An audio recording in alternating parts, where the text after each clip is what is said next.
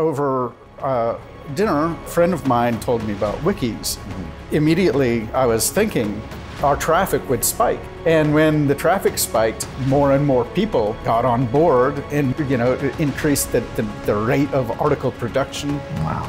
How many users are we talking about engaging with Wikipedia? Are we talking tens of millions of users?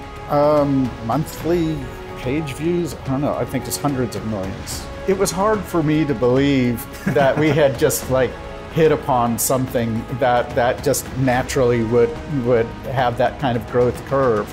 Hi, I'm Larry Sanger. I'm co-founder of Wikipedia and now Chief Information Officer of Everipedia, and I am one of the passionate few.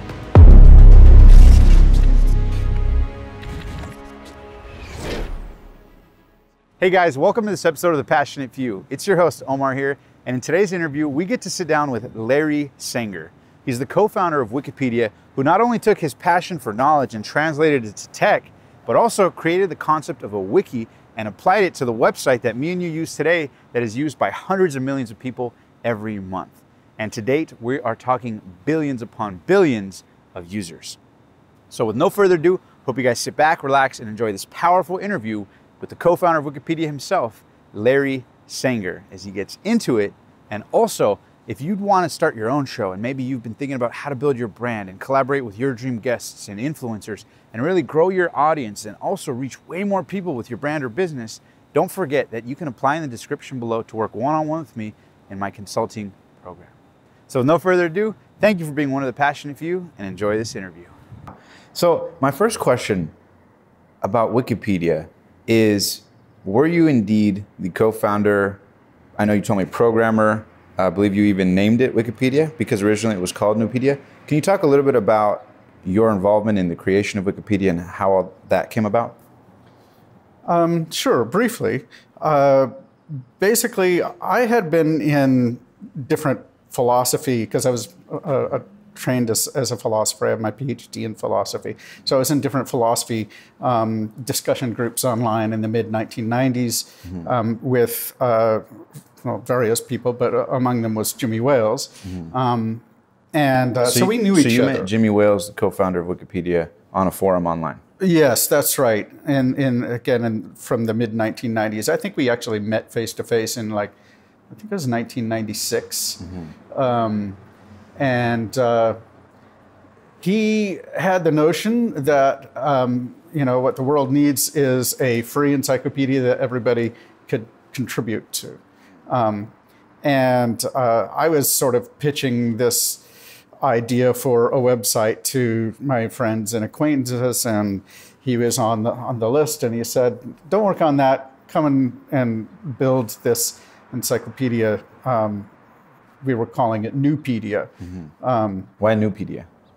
Oh, well, it was a new encyclopedia, I suppose. It was a totally new style, really. It was based on open source principles. I was instructed, to really learn how we want this thing to move forward. You need to follow essentially the same principles as open source software. So I was reading Eric Raymond, The Cathedral and the Bazaar, and some other things like that. And anyway, but the first draft, basically, of the site was much too complicated. And so we cast around for different ideas about how to supplement it. I proposed several different things in the fall of 2000, which this would be 9 months after I started working on Nupedia as editor-in-chief and sort of chief designer. Basically, Jimmy Wales said, even though a lot of the ideas that I proposed were very, very lightweight, very simple to code, it's we didn't want to spend any more money on programmers. Then over dinner, a friend of mine told me about wikis. And immediately I was thinking that wikis, the whole idea of a website that anybody could edit, and based on what he was telling me, that it's actually a lot more robust than it sounds. That it's pretty proof against vandals and things like that. Meaning there was worry about the assumption that the more open source you leave it, the more people will intentionally kind of ruin it. Yes, right? yes, but it's actually it's robust enough to handle that and shut those people down basically, and that's what we discovered.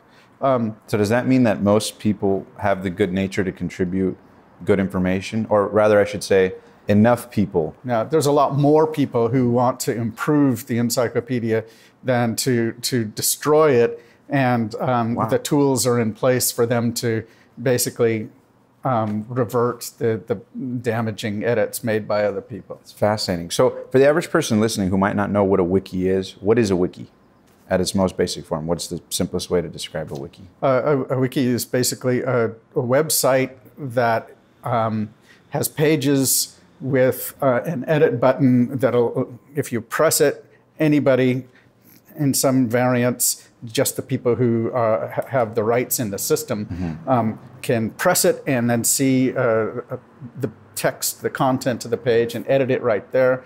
When you save, the edits are immediately displayed on the page. There is no review process if it's a genuine wiki. It's all done in real time. You sort of see the sausage being made, as it were. And new pages are made in a very easy way. You use a certain syntax, like double brackets on either side of a word or a phrase. You save that, and then it turns into what's called a red link, and then click on the red link and it brings you to a blank page, and you can just continue on like that. That's how Wikipedia was basically built. And then how long after you guys built it? Because what year did you guys build the first model of Wikipedia? Or Newpedia before it was renamed Wikipedia? I think like so that dinner that I described was January 2nd, 2001. I think we had the first wiki software was installed like a day or two later.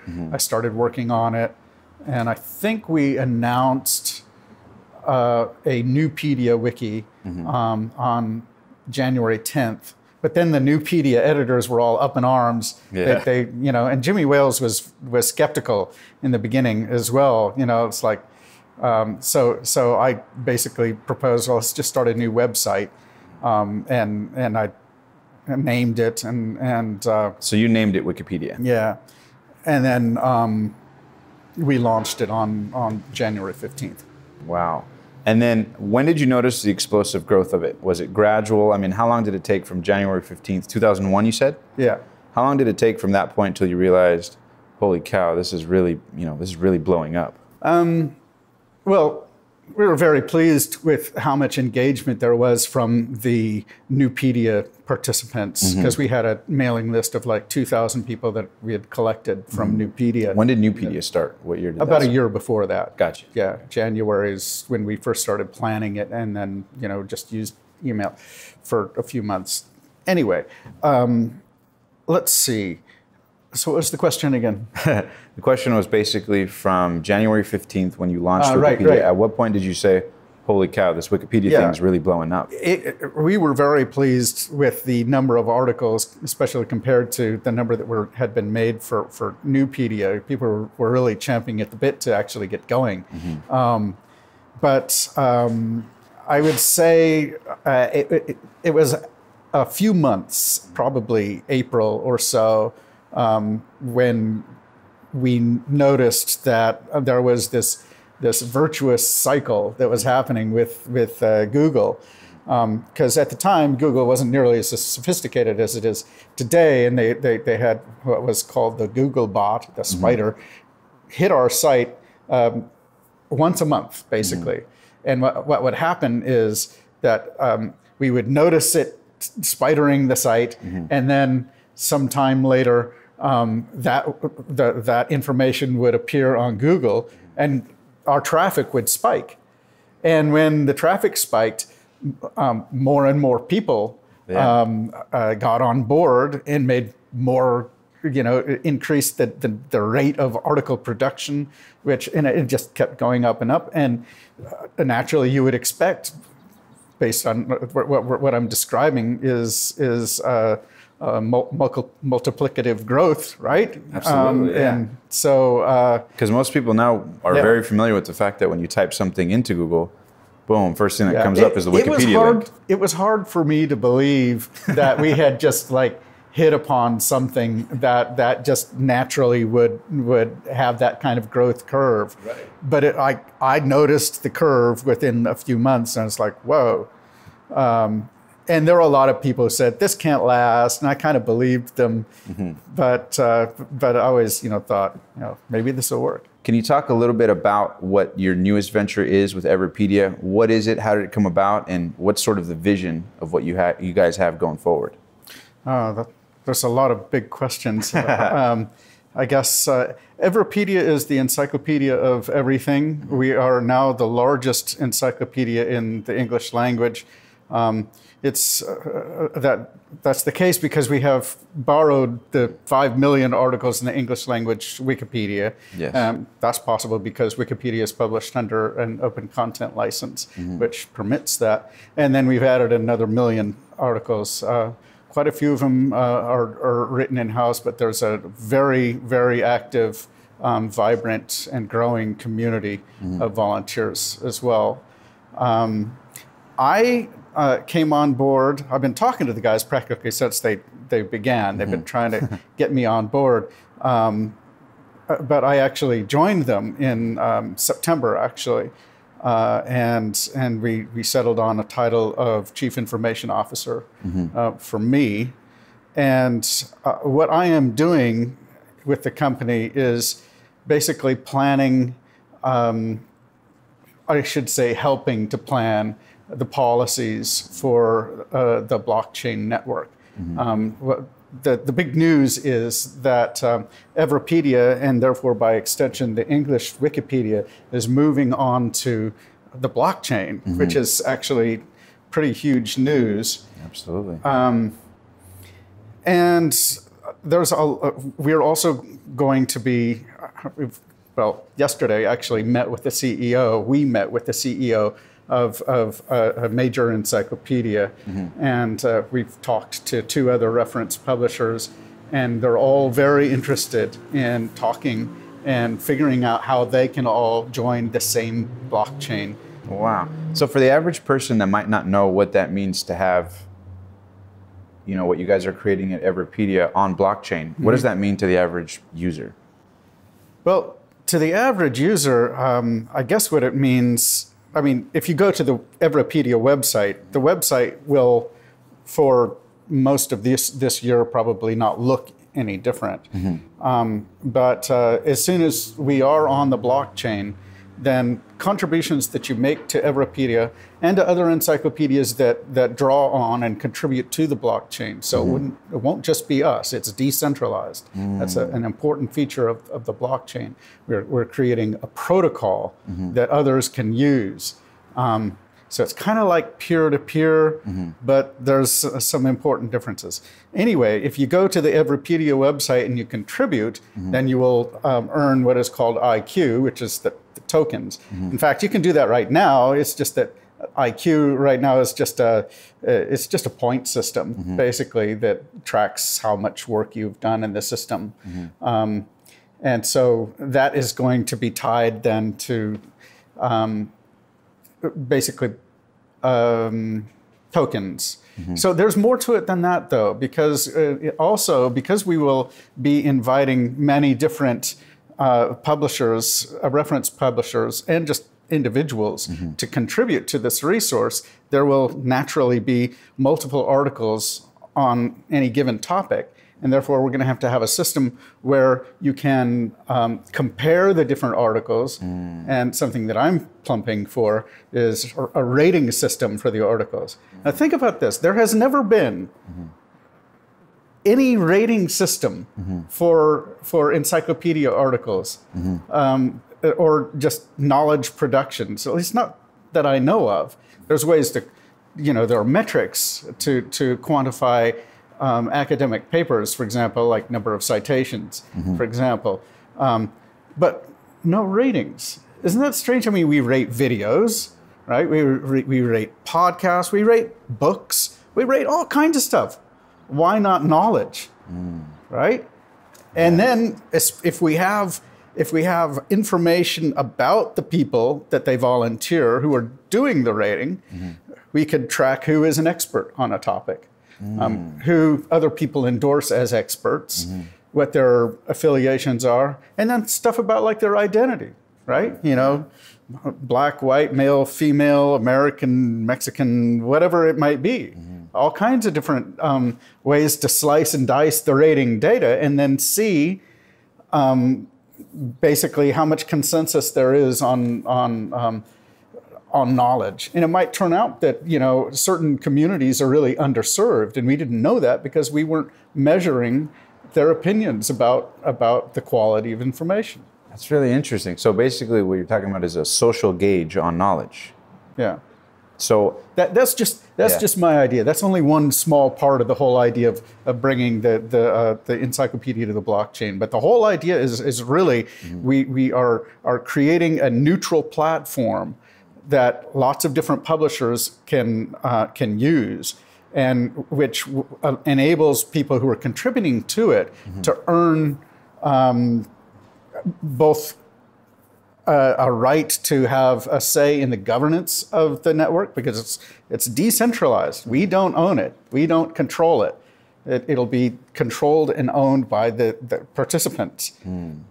This is also different from Wikipedia, because Wikipedia actually is controlled by the Wikimedia Foundation, ultimately, legally. This is very different, right?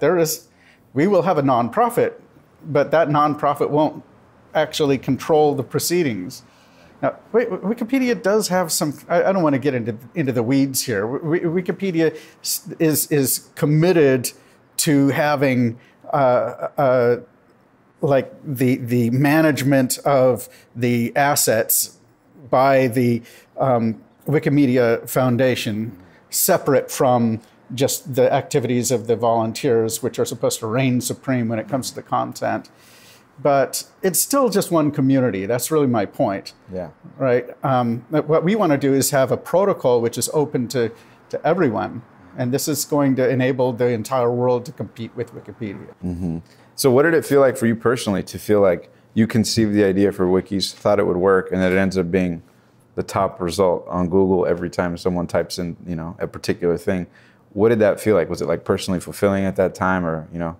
That must have felt pretty darn good to have hacked the attention on the internet. It did feel pretty good. Yeah, I remember doing searches in 2001, actually, and saying, yeah, nobody else has an article about this. And we do. And hey, look, it's way up there on the list. And yeah, it wasn't until like 2002, I think, that we were really consistently getting in like the top 5 with our stuff, and we're frequently number 1. Yeah. And then the phenomenon that you're describing probably didn't happen until like 2005 or something. Yeah. And it's been over a decade, and it's still right there at the top. Now, I want to ask about monetization. At what point were there discussions about monetization with Wikipedia? Was that something from the beginning that you don't want to have? I mean, in regard to that, how did discussions with that? What were some ideas thrown around? Yeah. And, you know, kind of what were your thoughts on that? Well, they were both projects of Bombus.com, which is a for-profit business.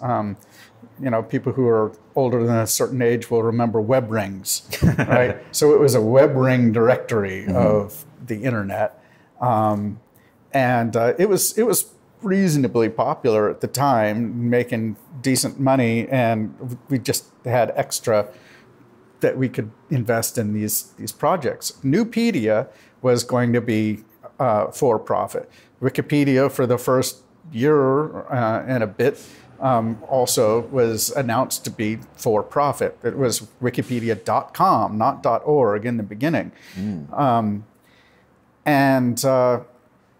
So there were people, when we announced in, I guess it was around December of 2001 that we were looking for ads to run on Wikipedia to basically pay for my salary, because basically the market for ads just disappeared practically. Why is that? The .com boom went to bust. Gotcha. Basically, yeah. And it happened very quickly, just the NASDAQ crashed, right? So we were a direct result, actually. They started looking for ads because basically a lot of the money that we had, we lost a big contract, and a lot of the money that we had just dried up, and they had to lay off bunches of people. Where was it coming from? Investors who thought there might be a return, or no. I mean, it was. We had a big contract with some big internet company. I don't know why I can't remember what it was. I think it's something like Google or Yahoo. At any rate, it was one of the big ones, and that disappeared. So as a result, we started looking for ads, and what happened then was the Spanish Wikipedians decided this is outrageous, and they forked the Spanish Wikipedia. Wow. And a lot of the people from the Spanish Wikipedia left and started working on this Encyclopedia Libre, whatever it was called. And then basically the guys at Bomis were not successful in selling any ads for me. And so basically I was laid off. And then the expenses really went to zero. Yeah. And as a result, Jimmy Wales was able to announce, well, now that I don't have to pay Larry anymore, but we won't be running ads. Yeah. And we will, at some point, he also made an announcement, because this is something we had discussed, right? That if necessary, we will become a nonprofit. If it really becomes, if it's something that the contributors absolutely demand. It looked increasing like they were. So it wasn't a decision by Jimmy Wales just out of the goodness of his heart. Gotcha. Right? He was sort of forced into it. Gotcha. Yeah. But the plan originally was to have that be something that. Oh, yeah. Yeah. Okay. And then from that, upon your leaving of Wikipedia, what were some projects you got into? Because a reoccurring theme in your career seems that, I know you grew up and you were fascinated and studied epistemology, right? Which is the study of knowledge. And it seems like a reoccurring theme in your career is this obsession to create content around theories of knowledge. So what was it that makes you so passionate about that? And what did you do after Wikipedia? I think maybe it was the fact that I had that training in philosophy, and then the background in Wikipedia. I kept getting job offers, and I actually got a lot more job offers than I accepted, especially after Wikipedia hit the big time. But the ones that really caught my eye, the ones that were most exciting to me, were basically educational in reference. So very quickly, I worked on something called the Digital Universe Project, which was going to catalog knowledge in a different kind of way. It was a cool idea, but badly managed, perhaps. And then out of that flowed Citizendium, which was another take on wiki encyclopedias, which unfortunately launched at the exact moment when Wikipedia was experiencing its biggest growth curve. At its peak, by the way, I do want to ask, how many users are we talking about engaging with Wikipedia? Are we talking tens of millions of users on Wikipedia? Monthly page views? I don't know. I think it's hundreds of millions. Yeah. I think. Wow. Page views. I don't know. A lot. Yeah. I mean, we're talking about a top 10 website. Yeah, absolutely.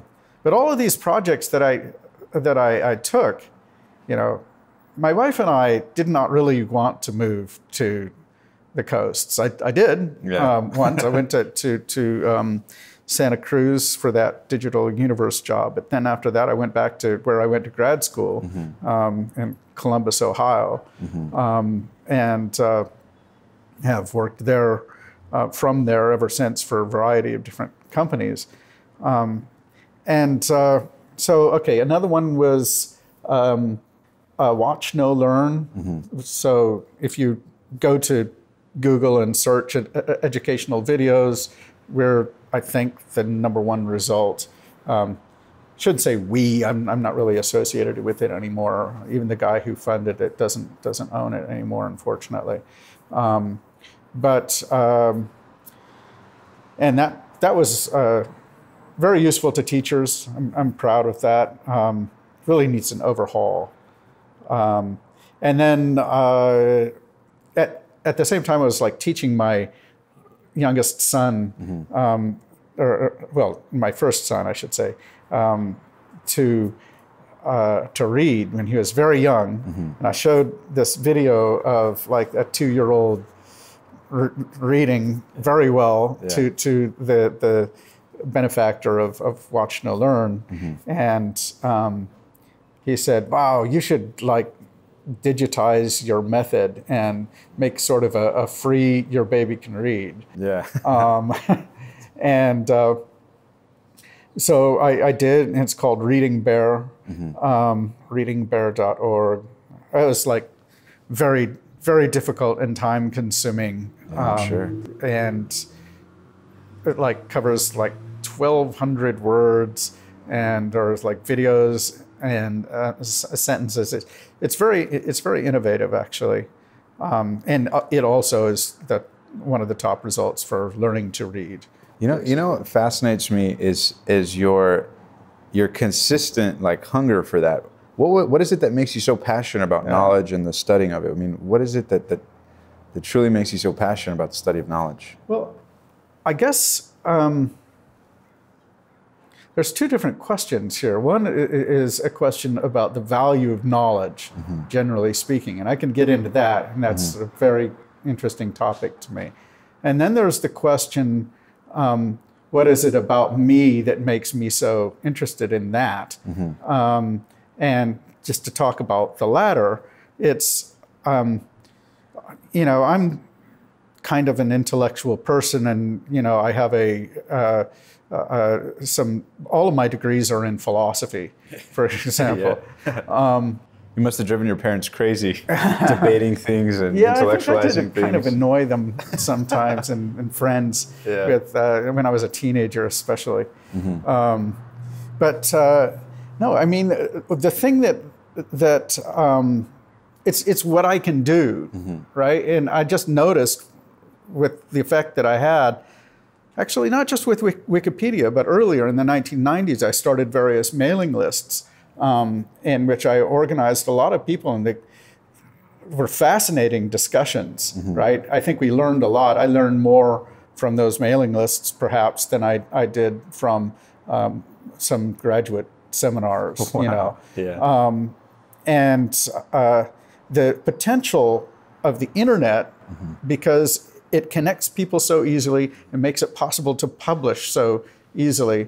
The potential of the internet to basically organize the world's knowledge made this enormous impression on me. And especially since I started trying to solve the problem of how to organize people to create a really kick-ass encyclopedia, right? Then I just opened the floodgates of ideas. There's so many things that we could do that we're not really trying enough. Like if I were Bill Gates, I wouldn't, or anyone with a foundation, educational foundation. It's like, what you really need to be spending your money on is organizing people to catalog their knowledge in creative ways. That's what you need to be spending your money on. What would be the benefit to people's life directly in doing that, in your opinion? Well, I mean, you've already seen it. I mean, basically, it makes it possible for people to have access to answers much more quickly. Yeah. Of course, I think we've kind of got that problem not entirely solved. We don't have all the information that's in the library as easily accessible as it is in the library, if you know how to use a library. That's not true of the internet quite yet. So there's still a long way to go on the internet in your opinion. Yeah, and there's so much more than we could do. There's certain kinds of reference resources that I have in mind that that will be truly revolutionary. And yeah, it's just a shame that you know, most of these things are just sort of naturally non-profit projects. Right. They're academic kind of projects. Academics are, you know, tend to be kind of stodgy in their habits and difficult to organize, very bureaucratic. So and difficult to monetize as well. Yes. Well, I mean, difficult for me to monetize.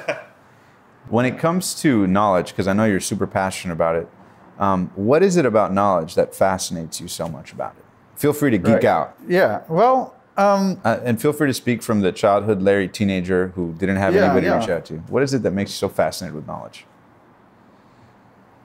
I think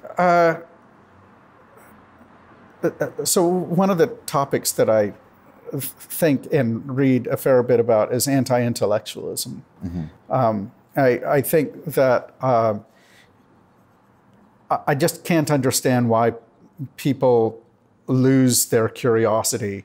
And it always, one of the things that annoyed me the most about adults when I was growing up, especially if they were teachers, is the tendency of some of them to get hostile when you ask a question. I know what you mean, yes. And it's a terrible thing, especially adults don't do that to each other too much, but they do it to their kids all the time, right? And that subconsciously teaches the kids to not be curious or to repress the questions, right? Absolutely. Yeah, I know what you mean exactly. It's very annoying, and it's very depressing for a kid who's naturally curious.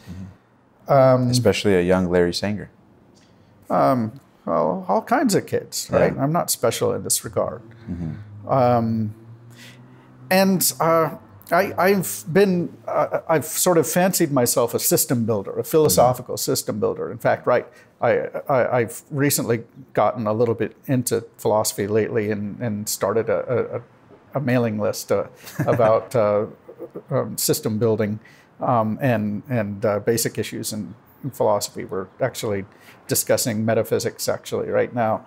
And where can people find info on that? What's that? Where can people find more info on that list? Probably, let's see here. Yeah, it's a Google group. Okay. So it's the name of the list is Systematic Enlightenment Philosophy, but it would really only be of interest to philosophers anyway. But I think that knowledge can be represented in systems, and it really benefits us individually in the world to sort of understand the structure of knowledge, how things are interrelated. So I'm sort of stuck in the mode of the college kid who like takes 4 classes and is just like totally amazed. Whoa, dude, we were talking about the same topic in 3 of my classes today. The same topic, dude. You know, and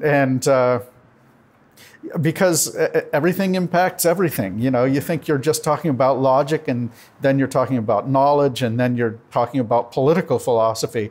And it's, I think the more that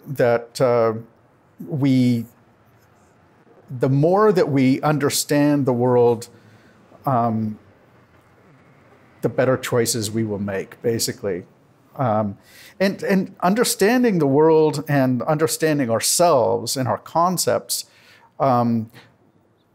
basically it makes us better people, makes us more sophisticated, makes us have richer inner lives.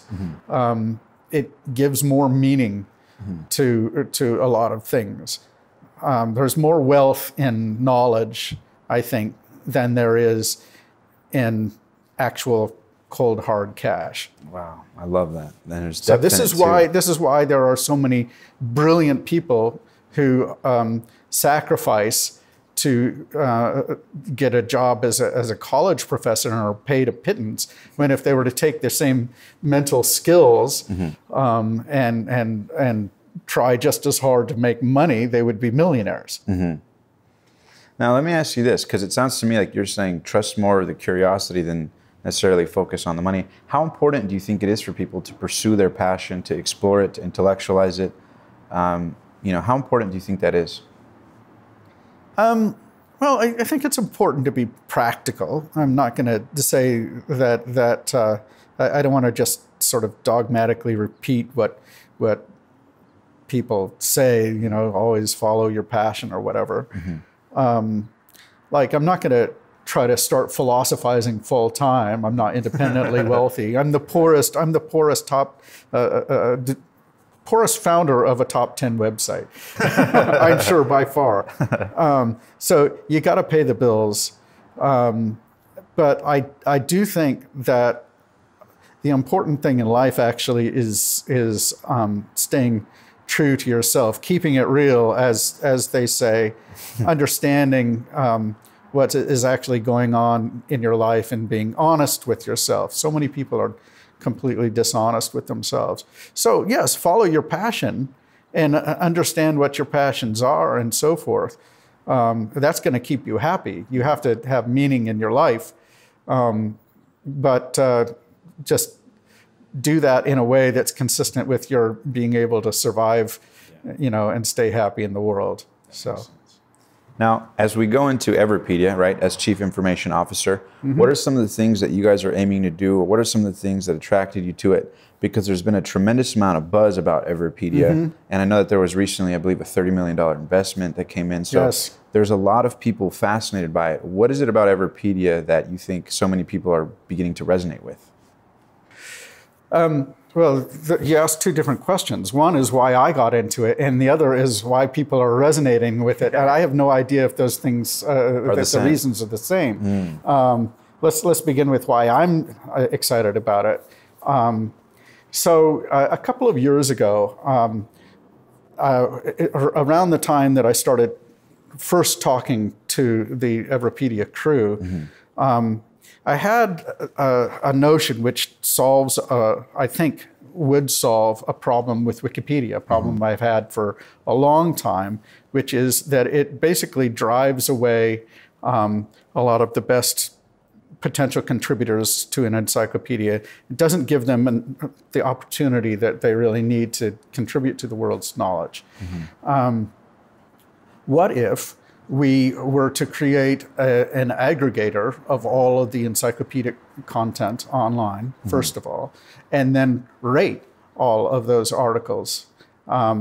What if you could go to a page about elephants, for example? There's a dozen articles about elephants, and if you were properly incentivized, if you thought it was a great project, then you might be motivated to go through each of the articles and compare them and rate them, right? And if there were enough people who are interested in doing that, there would be a big collection of really useful ratings, and then we would actually have rated all of the encyclopedia articles in the world. That could be, and then, Wikipedia might not have the best article in the opinion of the public. True, yeah. Right? But people might not see other articles because Wikipedia was the first to pop up, or they might just blindly sort of trust it, yeah. Right. So I called this idea Greater Wiki. And there's one other wrinkle about it that makes me really excited, and I sort of hinted at it earlier, and that is that people can share information about themselves, and when they do, you have articles, or rather topic pages, that can be sorted in different ways based on how you want to filter. You want to see what are the top articles according to Californians, right? What are the top articles according to, white males or black females or who knows what, according to trained physicists as opposed to undergraduates, as opposed to the general public. And then you would be able to identify different interests that were not being served, you know. And you can isolate the people with opinions instead of sort of seeing big test groups. You're now narrowing the test groups to specific demographics that you can selectively pick at any given time. And just think of this: it would be possible then to list the top articles according to different demographics. That would be insanely cool. That would be super cool. Because I mean, just think of how much easier it would be to understand each other. It's like, I have a pretty good idea of how people think about Darwinism, for example, evolution, because that's what I studied in school. I don't really have a very good idea of how the actual creationists believe and what they say, and what, in particular, the people who believe that stuff would say is the best representation of their views. Now, I probably won't be convinced, but it'd be really interesting to see what they say, to me, anyway. And to be able to see what they think and be able to like quantify it and identify it. Just think of political views, right? I mean, it makes everything easier and way more easier to categorize. Anyway, so I actually sort of pitched this idea to these guys because they're really good programmers. The Everipedia team. Yes, and that was almost 2 years ago now, but they were heads down working on just building the basic site, and we couldn't agree on a deal. And then they approached me again last September, so about 5 months ago now, something like that. And they were, Sam, that's the president of Everipedia, said, we are seriously thinking of putting Everipedia on the blockchain. And if we do this, we're going to get a big investment from some of the biggest blockchain companies and and investors, and we will be able to execute this greater wiki idea. And so I thought about it. I checked different people out. Everybody seemed legit, and I like, this is awesome. I'm in. And they also made me a great deal. So. And for those that don't know, Everipedia means the Encyclopedia of Everything. Everything, or everyone. And where can people find more info? Everipedia.org. And yeah, I mean, you could go on there. Right at the moment that we're making this video, you can't make an account. If you want an account, you can go and request one on the contact page, through the contact form. I think it'll take about a week or so to get an account. Sorry about that, but that's just part of the process of transitioning to the blockchain. I think what's going to happen is we're going to announce a partnership. At least I hope we will be able to announce a partnership with a bunch of different publishers who are all going to, if not put their stuff on the blockchain, it will be encrypted in a way so that it can be unlocked via the blockchain. And boy, I mean, this will make it possible to finally engage, not like the tens of thousands of people who work on Wikipedia, but just fine. That's enough to make an okay resource. But what if there were millions, all the millions of smart people who are potentially interested in contributing to an encyclopedia? What if they suddenly have the ability not to interact with Wikipedia, but with whatever resource they want that is connected to the blockchain? Well, we will have a lot more people engaged in contributing to the world's knowledge. And also, due to the fact that it's all decentralized, we'll have more meaningful and fair, neutral ratings of knowledge. And the way I think of it is like this, kind of paradoxically, by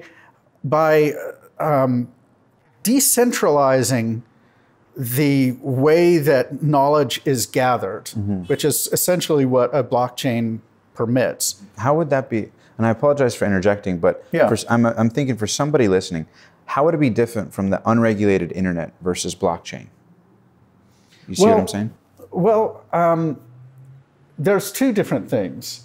One is that in order to make a change to the blockchain, you are going to have to stake a small amount of tokens. Gotcha. That's one thing. So you're disincentivized to propose a change that is going to be rejected. That makes sense. So basically, you got to pay to play, and the more likely you are to pay to play, so to speak, the more likely you are to actually be giving value rather than taking value from it or throwing it off. There's that. And the other thing is, I actually think that well, let me start over here. I think that the bar to contributing to the blockchain has to be very low, right? Because if it's relatively high, that means there has to be some social structures in place to determine who's in and who's out, and that then becomes amenable to various political, in the broad sense, machinations, and then it's no longer decentralized. It's no longer free. So it has to be a very low bar, but I think it should be published as part of the blockchain information about how various people rate the articles.